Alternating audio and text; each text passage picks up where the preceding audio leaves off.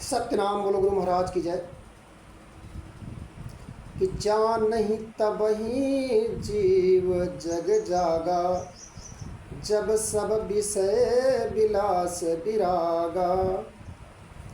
दोनों राजकुमार बाग देखने आए हैं जनकपुर में। राम लक्ष्मण दोनों भाई नगर घूमने के लिए निकले हैं। पूरा नगर, पूरा जनकपुरी राम लक्ष्मण के वशीभूत हो गया, देख करके मोहित हो गया। राजकुमारों को देखना हो तो सीता जी भी दौड़ी, सब लोग दौड़े तो सीता जी भी देखने के लिए आतुर हुई। सीता जी पूछती हैं, सखी बताओ तो राजकुमार कैसे हैं? सखी बोली, मैं वर्णन करने में असमर्थ हूँ क्योंकि इंद्रियों से परे है।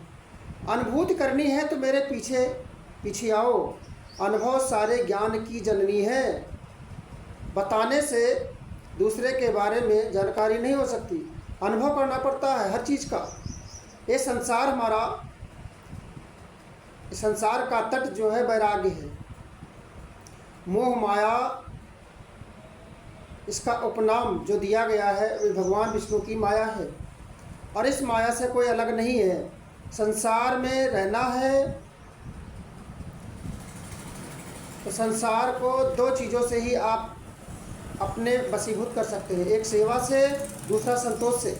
या तो आप सेवा करना सीखें, दासता सीखें, और या तो संतोष करना सीखें, तभी आपके मन को शांति मिल सकती है।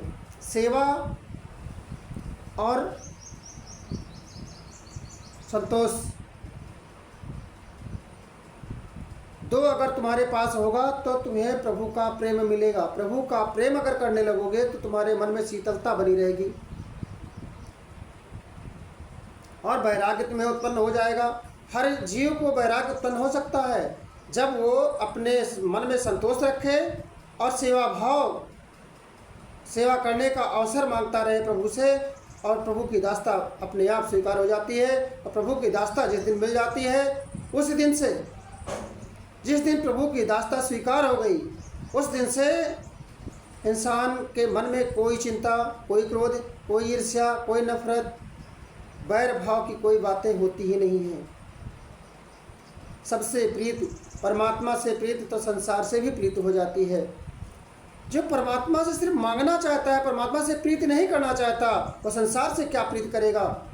अगर परमात्मा से प्रीति है तो संसार से भी प्रीति होगी, प्रेम होगा, आनंदमय जीवन होगा उसका।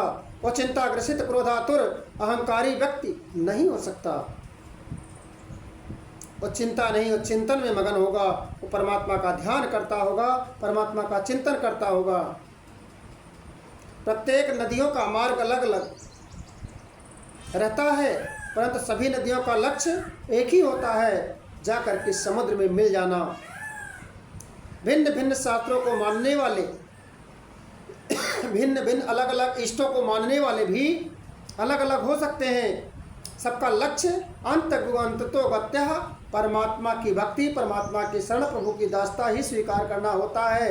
कोई उसको सद्गुरु कहता है, कोई सद्गुरु कहता है, कोई परमात्मा कहता है, कोई ईश्वर कहता है।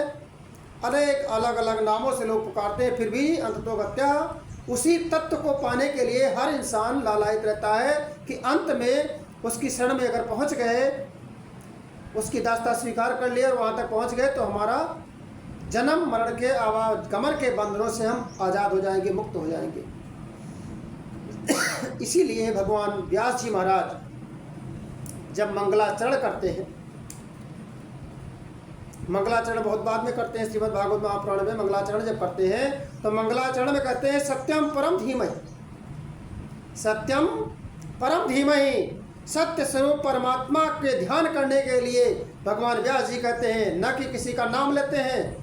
वहाँ श्रीमद् भागवत महापुराण में न वो कृष्ण का नाम लेते हैं, न राम का नाम लेते हैं, न विष्णु का नाम लेते हैं, न शंकर का नाम लेते हैं। जितने नाम आप भगवान के सुने होंगे उनको छोड़ देते हैं और वो कहते हैं सत्यम परम धीमहि। जो सत्य स्वरूप परमात्मा है, मैं उसका ध्यान करता हूँ। दृश्य में जो दृष्टा बन जाए, दृश्य में जो दृष्टि में आ जाए, जगत को देखने वाले ईश्वर में दृष्टि को स्थिर करते हैं।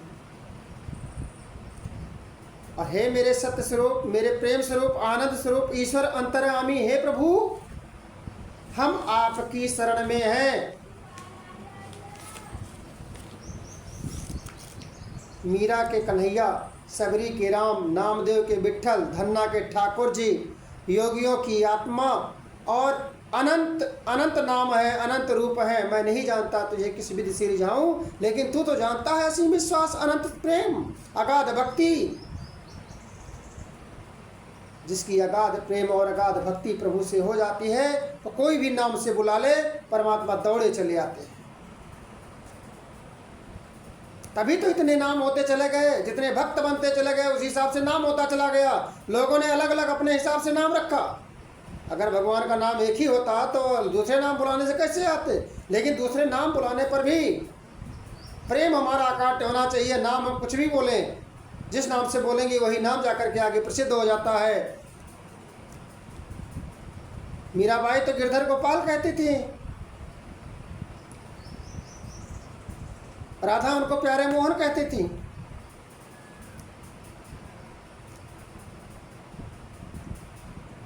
वहाँ वक्ता की सीधी वाणी हृदय में प्रविष्ट हो जाती है और तत्काल जीवन में परिवर्तन आ जाता है। यही स्थिति गोपियों की हुई थी